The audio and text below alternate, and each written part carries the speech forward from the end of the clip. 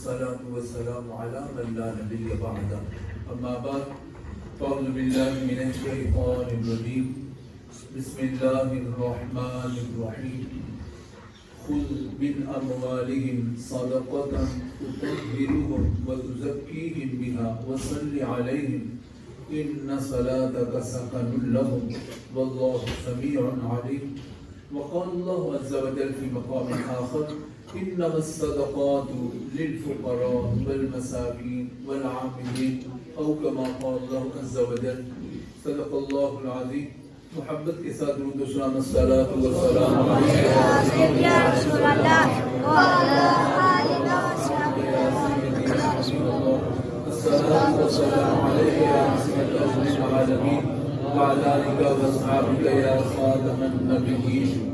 ایک نیت کریں ہم سب اللہ پاک ہمارے لیے دین آسان کر دے, دین کی سمجھ آسان کر دے, دین پر چلنا آسان کر دے, اور یہی ہماری زندگی کا مقصد ہے.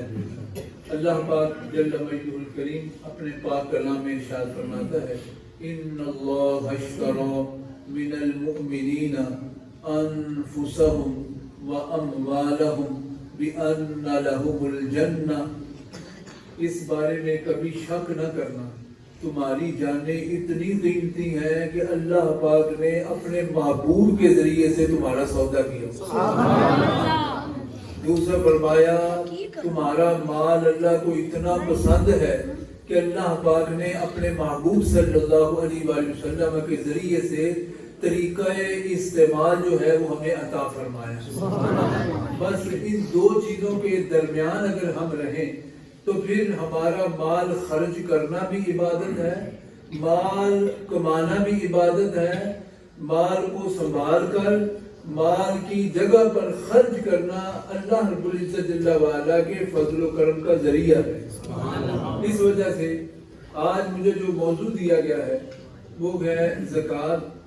تو زکوٰۃ اور اس کی اہمیت کے حوالے سے چند باتیں میں کوشش کروں گا اپنے وقت میں عرض کروں, اور بعد میں اگر کسی ساتھی نے کوئی سوال وغیرہ کرنا ہو تو وہ بھی کر سکتے ہیں. آپ کو یاد ہوگا, کئی دفعہ سنا ہوگا کہ جب حضرت موسیٰ علیہ نبینا علیہ السلام کی قوم کے بچوں کو فرعون ذبح کر رہا تھا تو موسیٰ علیہ السلام کی والدہ نے اپنے بچے کو بچانے کے لیے چھپایا ہوا تھا. تو وحی الہی ہوئی کہ اے میری بندی, تیرے رب کا تجھ سے وعدہ ہے, تیرے رب کا تجھ سے وعدہ ہے, تو اس کو صندوق میں بند کر کے دریا کی لہروں کے حوالے کر دے, تیرا رب تجھے تیرا بچہ واپس کر دے. تو آپ کی والدہ محترمہ نے بچے کو صندوق میں رکھا اور لہروں کے سپرد کر دیا, لیکن پھر بھی دل کو قرار نہ آیا, ماں تھی سکون نہ آیا, نہ رہا گیا.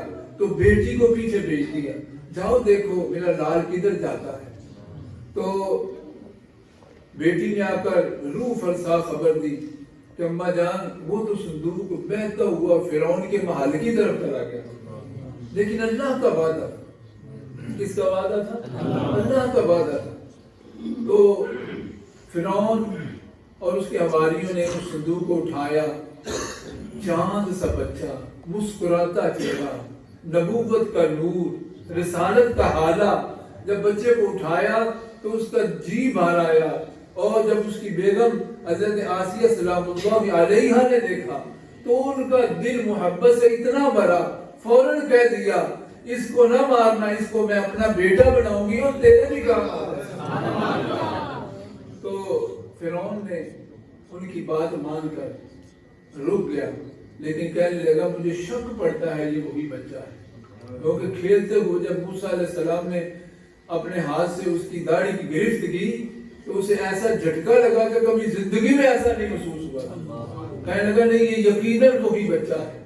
تو وہ کہنے لگی ایسا نہیں ہو سکتا. اس نے کہا پھر آزمائش کرتے ہیں. آزمائش ہوئی تو حضرت موسیٰ علیہ نبینا علیہ السلام ایک طرف مار رکھا گیا, دوسری طرف آگ رکھی گئی. تو موسیٰ علیہ السلام کس طرف گئے؟ مار کی طرف گئے. مار کا مطلب جس طرف میلان کر لیا جائے, جس طرف بندہ مائل ہو جائے. تو سیدنا جبریل علیہ السلام حاضر ہوئے پیغمبروں کی خدمت پر اللہ نے کتنے بلند و بالا لوگوں کی خدمت لگائی ہوتی ہے. خوش نصیب ہے وہ لوگ جن کا مال دین میں کام آتا ہے، جن کی اولاد دین کے لیے کام آتی ہے، جو خود دین پر چلنے والے ہوتے ہیں. تو حضرت سیدنا جبریل علیہ السلام نے آپ کا جب بڑھنا ان لالوں کی طرف، مال دنیا کی طرف دیکھا تو حکم ربی سے رخ پھیر دیا، اور حضرت موسیٰ علیہ نبینا علیہ السلام نے آگ کا انگارہ پکڑ کر منہ میں رکھ دیا، جس کی وجہ سے لکنت پیدا ہو گئی. تو یہ وہ کیفیت ہے میلان کی. مال کمانا ہے جس کی طرف بچہ بھی مائل ہو جاتا ہے، چھوٹا سا بچہ ہو، اس کو ہاتھ میں روپیہ پکڑایا جائے وہ پکڑ لیتا ہے. دیگر چیزوں میں اتنی وہ چیز نہیں ہوتی. تو مال کس پر زکوٰۃ ہے، کس پر زکوٰۃ ہے. یہی وجہ ہے حضرت نبی اکرم سرور دو جہاں صلی اللہ علیہ وآلہ وسلم آپ کی امت پر جب احکامات نازل ہوئے تو سب سے پہلے آپ کے رسول ہونے کا، آپ کے نبی ہونے کا، آپ کے منزل من اللہ اور مقرر من اللہ ہونے کا اقرار کرنے کا حکم ہوا. 10 سال تک اتنا حکم رہا. کتنے سال؟ 10 سال. نہ نماز، نہ روزہ، نہ زکوٰۃ، نہ حج، نہ کوئی اور عمل. بس اتنا کہہ دو، قولوا لا الہ الا اللہ. جس نے یہ کہہ دیا اللہ کے علاوہ کوئی معبود نہیں، محمد الرسول اللہ صلی اللہ علیہ وسلم، محمد صلی اللہ علیہ وسلم اللہ کے رسول ہے، وہ پکا جنتی ہے. بس اتنی بات ہے، کہہ دو ایک دفعہ زبان سے.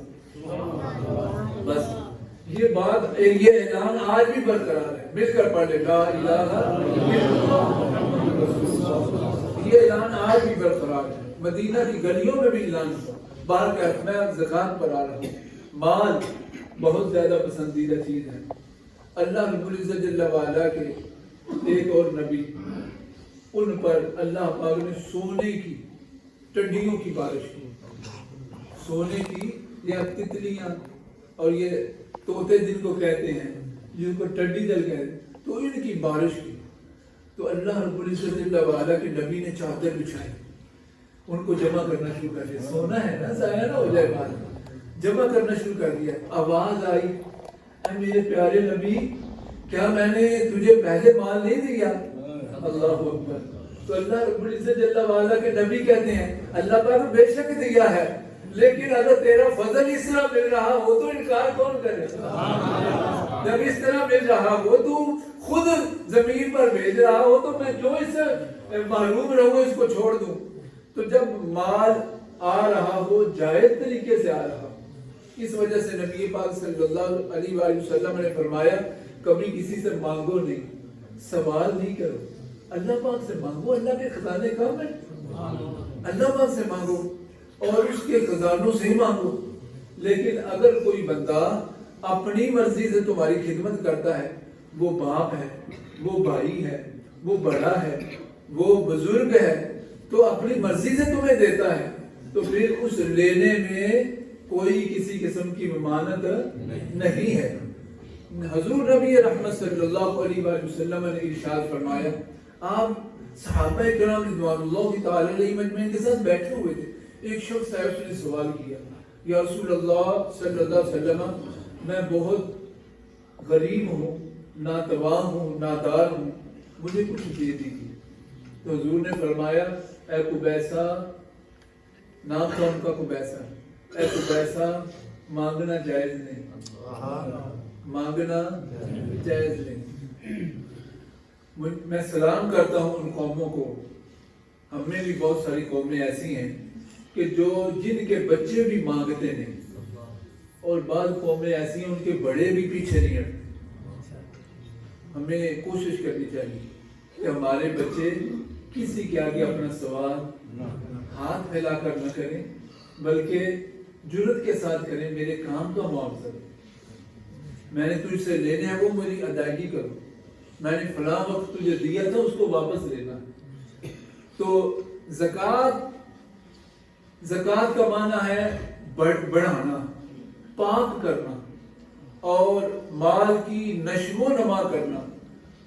رسول اللہ صلی اللہ علیہ وآلہ وسلم کا ارشاد مبارک ہے کہ جو بندہ اللہ رب العزت جل وعلا کے حضور کچھ خرچ کرتا ہے تو اللہ مالی، جیسے مالی ہمیں سمجھانے کے لیے اشارہ ہے، جیسے مالی اپنے پودوں کی حفاظت کرتا ہے، اس کے تنے کو بیچ سے تھوڑا سا اونچا رکھتا ہے، سائڈوں کو تھوڑا سا نیچے رکھتا ہے. تنے کو اونچا اس لیے رکھتا ہے کہ کہیں تنا پانی میں رہنے کی وجہ سے گل نہ جائے. سائڈوں کو نیچے رکھتا ہے تاکہ اس کی جڑوں کو پانی پہنچتا رہے اور اس میں خرابی نہ ہو. اللہ رب العزت جل وعلا کہ محبوب صلی اللہ علیہ وآلہ وسلم نے ارشاد فرمایا جب بندہ اس کی بارگاہ میں صدقہ کرتا ہے تو اللہ رب العزت جل وعلا اپنے فضل سے اس کی پرورش کرتا ہے، اس صدقے کو بڑھاتا ہے. اس وجہ سے جو لوگ خرچ کریں کبھی نہ خیال کریں کہ ہمارا مال کم ہو رہا ہے. نبی رحمت صلی اللہ علیہ وآلہ وسلم ایک دن گھر تشریف لائے تو پوچھا کچھ کھانے کو ہے؟ کھانے کو ہے تو عرض کی گئی یا رسول اللہ صلی اللہ علیہ وسلم صرف ایک حصہ بکری کا آپ کے لیے رکھا ہوا ہے. یعنی نبی پاک صلی اللہ علیہ وسلم کو دستی زیادہ پسند تھی، دستی کا گوشت، تو باقی سارا جو ہے وہ ختم ہو گیا ہے تو دستی کا گوشت جو ہے وہ باقی بچا ہے. تو نبی پاک صلی اللہ علیہ وآلہ وسلم نے ارشاد فرمایا ایسا نہ کہو بلکہ یہ کہو کہ دستی کے علاوہ باقی سب کچھ بچ گیا ہے. گویا جو تم نے اللہ کی راہ میں دے دیا وہ سارے کا سارے بچ گیا ہے. اللہ رب العزت جل وعلا کے فضل اور کرم سے وہ خود بھی بچ جاتا ہے اور ہمیں بھی بچا دیتا ہے. تو زکوٰۃ یہ مال پر ہے. کس پر ہے؟ مال پر ہے. اسلام کے احکامات میں نماز کا حکم یہ 13 سال مکی زندگی میں 10 سال کے بعد 3 سال وہاں پر یا 2 سال یا 1 سال معراج شریف کے موقع پر نماز کا حکم آیا اور اس کے 2 سال بعد پھر یہ زکوٰۃ کا اور روزے کا حکم آیا. روزہ اور زکوٰۃ وَأَقِيمُوا الصَّلَاةَ وَآتُوا الزَّكَاةَ تو نماز قائم کرو اور زکوٰۃ ادا کرو. جس قوم میں یہ 2 باتیں پیدا ہو جائیں، جس خاندان میں یہ 2 باتیں پیدا ہو جائیں، جو گروہ ان 2 باتوں پر عمل کرنا شروع کر دے اللہ نہ اس کے مال کو برباد ہونے دیتا ہے نہ ان کی جان کو برباد ہونے دیتا ہے. تو جب جسم اس کی بارگاہ میں جھکتا رہتا ہے تو اس کی رحمتیں برستی رہتی ہیں، جب مال اس کے راستے میں نکلتا رہتا ہے تو وہ اس کی حفاظت کرتا رہتا ہے. اس وجہ سے نبی رحمت آقائے دو جہاں سرور سرورہ صلی اللہ علیہ وآلہ وسلم نے اس انداز سے ارشاد فرمایا تو مال کا حکم آیا. نبی پاک صلی اللہ علیہ وآلہ وسلم کی مسجد میں ایک بندہ رہتا تھا. کچھ بچوں کے لیے بھی بات کرتے ہیں. ایک بچہ رہتا تھا، ایک آدمی رہتا تھا، جوان تھا. تو وہاں کے لوگوں کا عام جو ہے وہ چونکہ وہاں پر کھیتی باڑی نہیں، تجارت پر اور بھیڑ بکریوں پر گزارا ہوتا تھا. تو نبی رحمت صلی اللہ علیہ وآلہ وسلم کی بارگاہ میں عرض کرنے لگا یا رسول اللہ، مال کی کتنی کشش ہوتی، یا رسول اللہ میرے لیے دعا کر دیں، اللہ مجھے مال دے دے. اللہ مجھے حضور نے فرمایا مال نہ مانگ، مال نہ مانگ. تو کیا اس نے کہا میرے لیے دعا کریں اللہ مجھے مال دے، اللہ پاک مجھے مال دے دے. حضور نے فرمایا مال نہ مانگ. جب مال آتا ہے تو احکامات بھی ساتھ نافذ ہوتے ہیں. تو مال آتا ہے ساتھ ساتھ آزمائش لاتا ہے. انما اموالکم واولادکم فتنہ، اس بارے میں کبھی شبہ نہ کرنا. اللہ پاک نے اولاد دی ہے، اللہ پاک نے مال دیا ہے تو فتنہ یہ دونوں آزمائشیں ہیں. مال دی ہے، مال دیا ہے تو دیکھ رہا ہے اللہ پاک یہ کیسے خرچ کرتا ہے. اولاد دی ہے، نسل آگے بڑھائی ہے تو اللہ رب العزت جل وعلا دیکھتا ہے یہ اپنے بچوں کو دین سکھاتا ہے کہ نہیں، میرے محبوب کی محبت سے اب جو ہے وہ سرفراز کرتا ہے کہ نہیں، میرے دین کے احکامات سے آگاہ کرتا ہے کہ نہیں. تو اس انداز سے یہ بتایا جاتا ہے. تو آج کیفیت الٹ ہو گئی ہے. ہم کہتے ہیں ہمارا بچہ انجینئر بن جائے، ڈاکٹر بن جائے، افسر بن جائے، کوئی سیکٹری بن جائے اور اگر سیاسی گھرانہ ہو تو وزیر، مشیر، وزیر اعلیٰ، وزیر اعظم، صدر تک پہنچ جائے، ہم یہ چاہتے ہیں۔ اور اگر کوئی ایسا ہو کہ میرے ہاتھ میں اختیارات آ جائیں تو کہتا ہے میرا بیٹا جرنیل بن جائے۔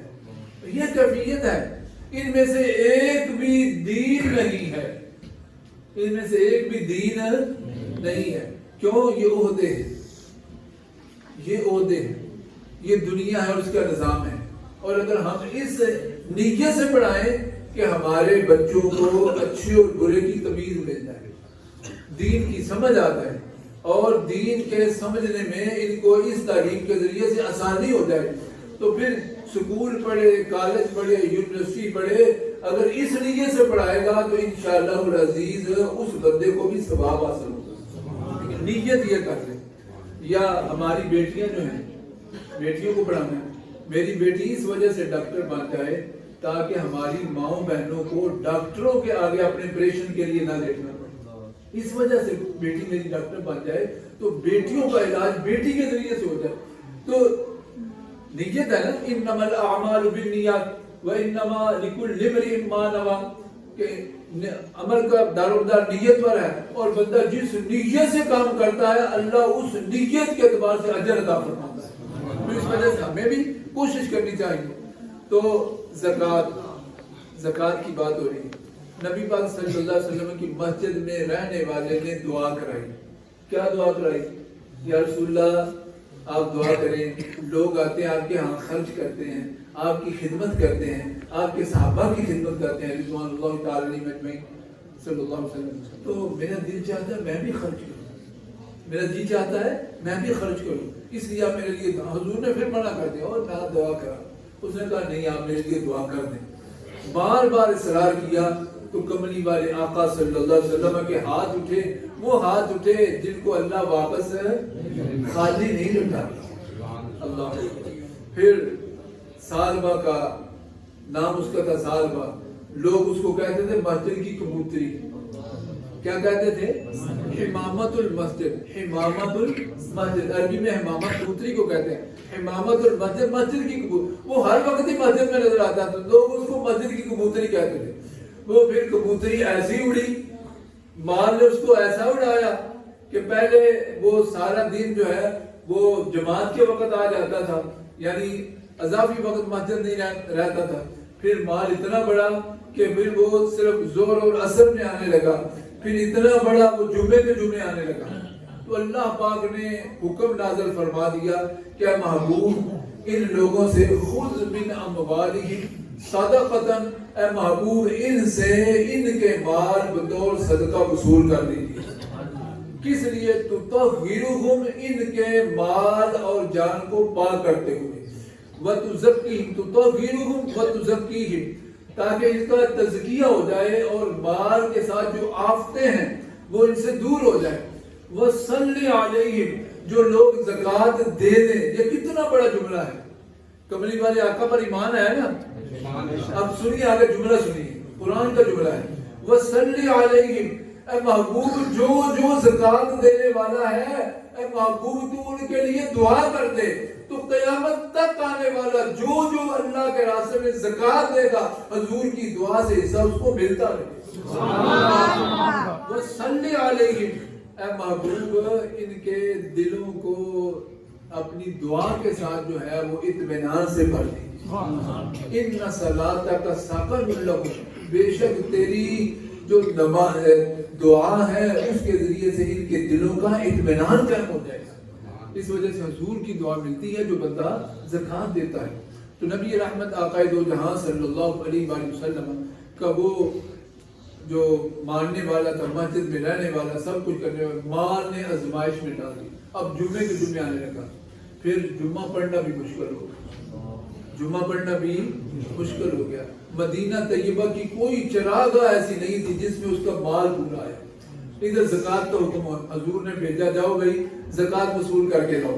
تو بندے گئے، اس نے کہا کہ کیا بات ہے؟ حضور نے لکھ کر دیا، پرچی لکھ کر اس کو اس کے ہاتھ میں دیا، لکھوا کر دی کہ جاؤ یہ طریقہ کار ہے، اس کے مطابق زکوٰۃ وصول کر لو۔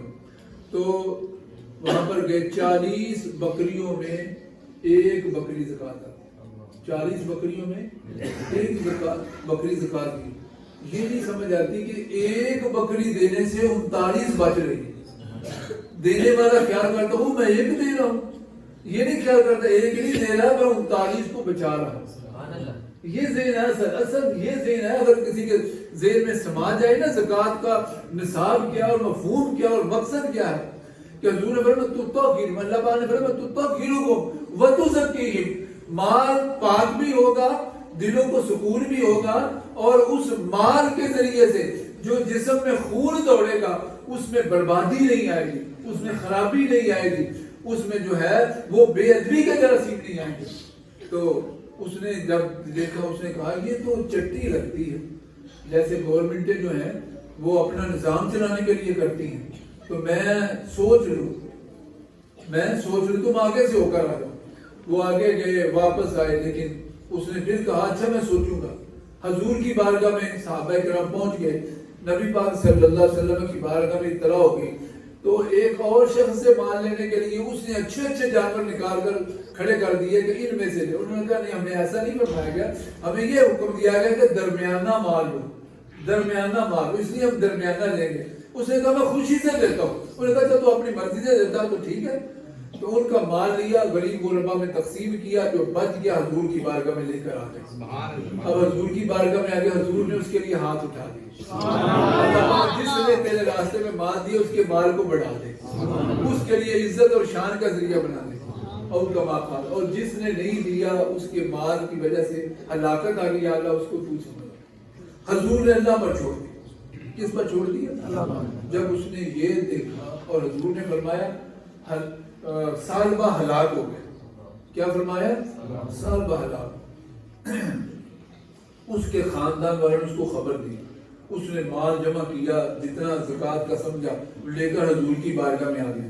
حضور نے فرمایا مجھے میرے رب نے تیرا مال لینے سے روک دیا، اب تیرا مال میں لے نہیں سکتا۔ حضور نے انکار کر دیا۔ سیدنا ابوبکر صدیق رضی اللہ عنہ کی بارگاہ میں انہوں نے کہا جس کو حضور نے نہیں ہم کیسے لے سکتے؟ حضرت عمر فاروق رضی اللہ تعالیٰ کی بارگاہ میں انہوں نے بھی قبول نہیں کیا، حضرت عثمان غنی رضی اللہ عنہ کی بارگاہ میں انہوں نے بھی قبول نہیں کیا، حتیٰ کہ وہ ہلاک ہو گیا۔ تو یہ تباہی ہے، یہ تباہی ہے۔ قارون سے موسیٰ علیہ السلام نے کہا کہ احسن کما احسن اللہ الیک، یہ قرآن کے الفاظ ہیں، احسن کما احسن اللہ الیک، تو بندوں پر اس طرح مہربانی کر جیسے اللہ نے تجھ پر مہربانی کی ہے۔ اللہ، یہ کتنا بڑا جملہ ہے، اللہ کے نبی کی زبان سے کتنا بڑا جملہ ہے کہ تو اس میں سے ایسے مہربانی کر جیسے اللہ نے تجھ پر مہربانی کی۔ اس نے کہا لو، مہربانی میں نے خود کمایا ہے، میں نے خود کمایا ہے، میں نے اپنی محنت سے کمایا ہے، میں نے اپنے ہنر سے کمایا ہے، میں کیسے دوں؟ میں نہیں دیتا۔ تو اللہ رب العزت جل وعلا نے پکڑ فرمائی اور اس کا مال، اس کے ملازموں اور جملہ چیزوں کے سمیت جو ہے وہ زمین میں دفن ہو گئے، کسی کام بچایا نہیں جا سکتا۔ تو زکوٰۃ مال کو پاک کرتی ہے، اور جو ہم کھانا کھاتے ہیں اس کھانے میں اگر زکوٰۃ کا مال ہو، اب حضور فرماتے ہیں کہ جب مال میں زکوٰۃ شامل رہے، صدقہ کسی مال میں شامل نہیں ہوتا مگر وہ اس مال کو بھی تباہ کر دیتا۔ گویا ہم اپنے مال کی تباہی کا خود انتظام کرتے ہیں۔ نبی پاک صلی اللہ علیہ وآلہ وسلم نے ارشاد فرمایا خشکی اور تری میں کوئی چیز تباہ و برباد نہیں ہوتی اس وقت تک، مگر جب اس میں اللہ کے حکم کی نافرمانی ہوتی ہے تب تباہی آتی ہے۔ تو نافرمانی سے بچیں گے تو تب تباہی آئے گی۔ اس وجہ سے زکوٰۃ کا نصاب ہے 40واں حصہ، کتنا؟ 2.5%۔ کتنا بھائی؟ 2.5%۔ 100 میں سے 2.5، 40 میں سے 1000 میں سے 25، 1000 میں سے 25، لاکھ میں سے 2500، کروڑ میں سے 2.5 لاکھ، کروڑ میں سے 2.5 لاکھ۔ اب میں چند ایک مسائل جو ہیں وہ آپ کی بارگاہ میں عرض کرنا چاہتا ہوں۔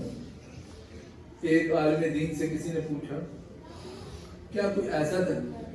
مولانا جلال الدین رومی اور رازی یہ تقریباً قریب ہی ہیں، تو کسی نے پوچھا کوئی ایسا طریقہ بھی ہے کہ میرا سارے کا سارا مال جو ہے وہ قبر میں پہنچ جائے، حشر میں پہنچ جائے، کوئی ایسا طریقہ بھی ہے؟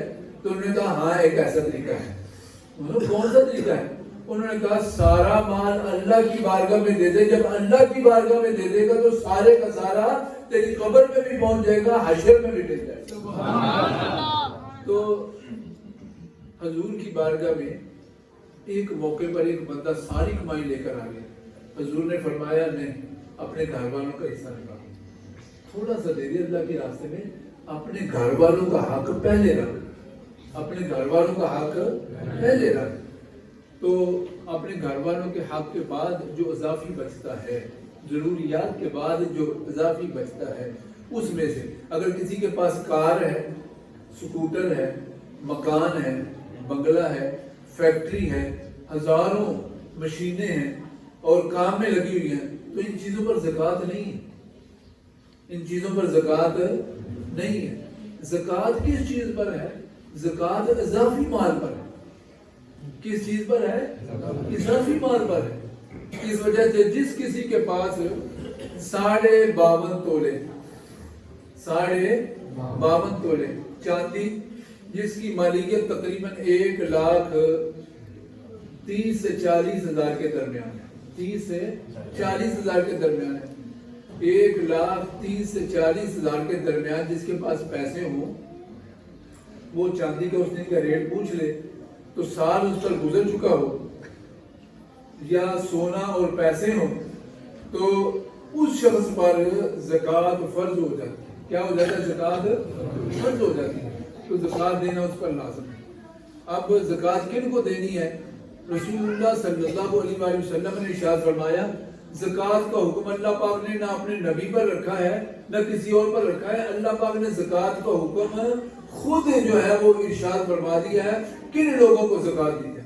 ایک سوالی ہے، اس نے سوال کیا رسول اللہ مجھے زکوٰۃ سے دیں، حضور نے فرمایا زکوٰۃ میں اپنی مرضی سے نہیں دے سکتا، اللہ پاک نے زکوٰۃ والے لوگ خود مقرر کر دیے، تو ان میں سے کسی کو اگر تو ہے تو تجھے بھی دے دوں گا، اگر نہیں ہے تو میں اپنی مرضی سے تجھے مال نہیں دے سکتا۔ تو اب کسی کا بھائی ہو، بہن ہو، رشتہ دار ہو، اگر ان میں سے نہیں ہے تو زکوٰۃ دے دے گا تو ادا نہیں ہوگی۔ مانگ لیتے ہیں نا، پتہ ہے اس کے پاس مال ہے لیکن ظاہر نہیں کرتا، تو مانگ رہا دے دیا تو اب زکوٰۃ ادا نہیں ہوگی، وہ صدقہ ہو جائے گا، زکوٰۃ پھر ادا کرنی پڑے گی۔ اس وجہ سے ان باتوں کا بھی فرق۔ تو میں صرف جلدی مثال پھر زکوٰۃ گن رہا ہوں۔ انما الصدقات للفقراء، فقیر آدمی جس کے پاس کچھ نہ ہو، جس کے پاس انما الصدقات للفقراء والمساکین، جن کے پاس تنخواہ ہے، کچھ ہے لیکن گزارا نہیں ہوتا، کام کر رہے ہیں لیکن گزارا، ان کو بھی زکوٰۃ دے سکتے۔ والعاملین، جو تحصیلدار ہیں، مال جمع کرتے ہیں گورنمنٹ کے حکم سے یا ایسا کام کرتے ہیں، تو ان کی جو تنخواہ بنتی ہے یا ضروریات ہیں، اس میں ایک خاص حصہ جو ہے ان کو دیا جائے گا، تو ان کا لینا حلال ہے، اللہ پاک نے ان کا حصہ رکھا۔ والعاملین علیہا والمؤلفۃ قلوبہم، جو لوگ دین کی طرف مائل ہیں، دین کی طرف تعریف قلبی کے لیے، لیکن اس وجہ سے ڈرتے ہیں اگر ہم نے اسلام قبول کر لیا تو پھر کیا ہوگا، ہم رائے راست پر نہیں رہ سکیں کہ لوگ ہمارا بائیکاٹ کر دیں، تو ان کی تعریف قلبی کے لیے۔ وفی الرقاب، گورنمنٹ جج نے سزا سنائی، اس شخص کو 10 سال قید اور 5 لاکھ جرمانہ، اگر جرمانہ نہ دے تو مزید 1 سال قید، تو اس کا جرمانہ دے کر 5 لاکھ اس کا جرمانہ دے کر اس کو چھڑا دیا۔ مخلوص اس کو دے سکتے ہیں۔ وابن السبیل، فی سبیل اللہ، اللہ کے راستے میں نکلا ہوا، فی سبیل اللہ، تو فی سبیل اللہ میں مسافر بھی آتے ہیں، فی سبیل اللہ میں طلبہ بھی آتے ہیں، فی سبیل اللہ میں مجاہد بھی آتے ہیں، تو ان لوگوں کو بھی دی جا سکتی ہے۔ تو یہ چند وہ مصارف ہیں، اگر کسی کا عزیز اس میں سے ہے تو پھر ان عزیزوں کو دے سکتے ہیں۔ لیکن ایک بات یاد رکھیے گا، گھر میں ہے، بھائی دور رہتے ہیں، باپ ساتھ رہتا ہے، تو کہا ابا جان یہ زکوٰۃ کے پیسے ہیں، میرے فلاں بھائی کو دے دیں، میرے فلاں بھائی کو دے دیں، زکوٰۃ ادا نہیں ہوگی، زکوٰۃ ادا نہیں ہوگی، اس وجہ سے کہ باپ جو ہے وہ تیرے مال کا مالک ہوتا ہے، تو اس کو دیتا ہے، وہ خود مالک ہو جاتا ہے، تو باپ کی زکات بیٹے کو لگتی نہیں، نہ اصل کو دے سکتے ہیں نہ فرع کو دے سکتے ہیں۔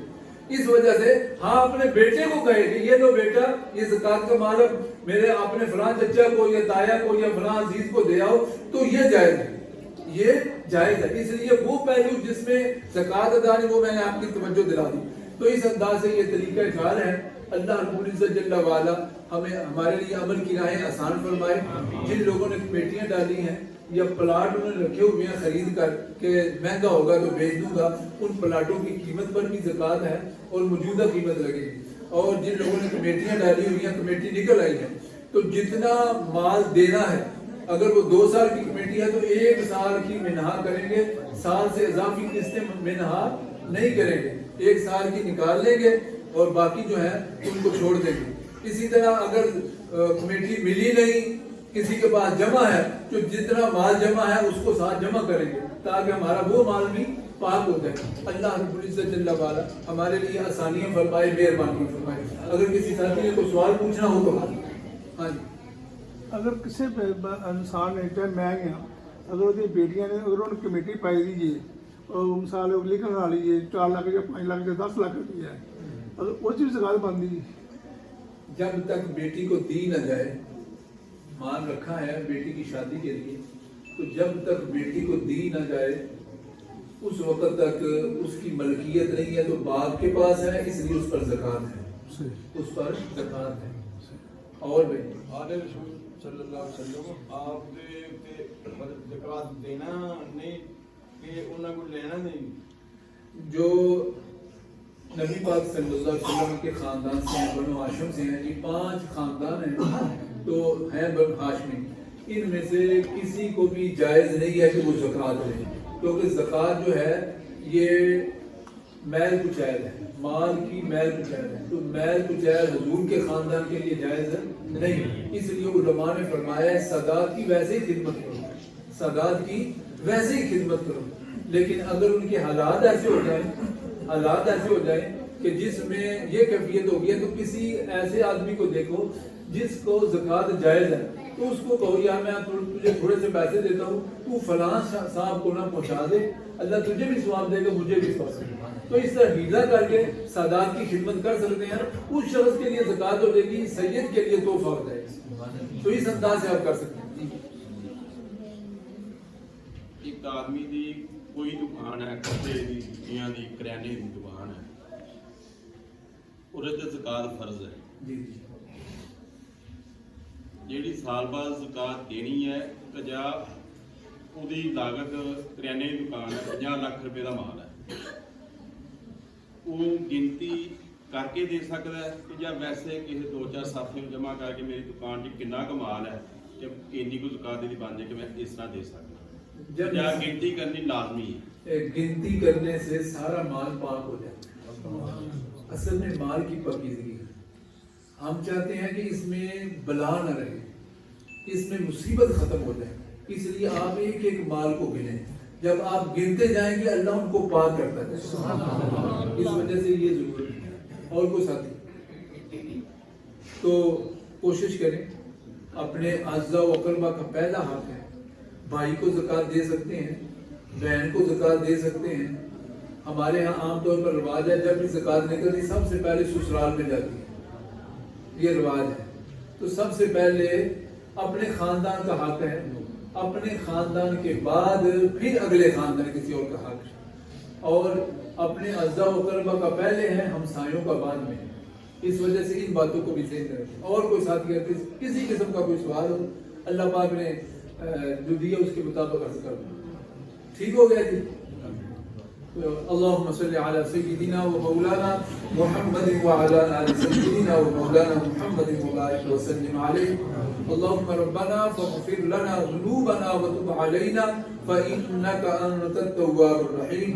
اللهم إنا نسألك العفو والعافية الدائمة في الدين والدنيا والآخرة، توفنا مسلما وألحقنا بالصالحين۔ اللهم ربنا أتمم لنا نورنا واغفر لنا إنك على كل شيء قدير۔ اللهم يا حنان يا منان يا ديان يا سبحان يا قديم الإحسان، ارحم عبادك بالمن والفضل والعطاء والإحسان۔ مولا ہم کمزور بندے ناتواں بندے لالچ میں آ جانے والے بھول جانے والے مولا ہمیں معاف فرما دے مولا ہمیں معاف فرما دے ہماری جان مال عزت آبرو کی حفاظت فرما محبوب دو عالم صلی اللہ علیہ وآلہ وسلم کی ساری امت کی خیر فرما مولا کریم ہم ناتوان مولا ہم کمزور قدم قدم پر گر جانے والے لالچ کا شکار ہو جانے والے مولا ہمیں آفتوں والے مال سے محفوظ فرما جہاں جہاں سے آفتیں اور مصیبتیں آتی ہیں مولا ان چیزوں سے محفوظ فرما اور محبوب دو عالم صلی اللہ علیہ وسلم نے جیسے فرمایا اللہ مال کی حفاظت کرتا ہے اللہ مال کو بڑھاتا ہے زکوٰۃ دو تاکہ مال بڑھ جائے تو مولا کریم ہمارے لیے آسانیاں فرما مہربانیاں فرما اور ہمیں اپنی جان کی مال کی اولاد کی ہر چیز کی حفاظت عطا فرما محبوب دو عالم صلی اللہ علیہ وآلہ وسلم کی مولا کریم حضور کی جو دین کی برکتیں ہیں اس میں سے یہ ملک میں ہمیں حاصل ہوا تو ملک و ملت کی خیر فرما ہمارے حکمرانوں کو اچھے فیصلوں کے ساتھ عوام کی خدمت کا جذبہ عطا فرما جو لوٹ خسوٹ میں مصروف ہیں مولا کریم انہیں اپنے آپ کو روکنے کی اور پیچھے ہٹنے کی اور اس لائق نہیں تو ہمیں ان سے محفوظ فرما محبوب دو عالم صلی اللہ علیہ وسلم کی ساری امت کی خیر فرما اول خیر آخر خیر ظاہر خیر بحرمة رحمة للعالمين اللهم ربنا آتنا في الدنيا حسنة وفي الآخرة حسنة وقنا عذاب النار وادخلنا الجنة مع الأبرار يا عزيز يا غفار يا رب العالمين بحرمة رحمة للعالمين صلى الله على النبي الكريم الأمين وعلى آله وصحبه أجمعين برحمتك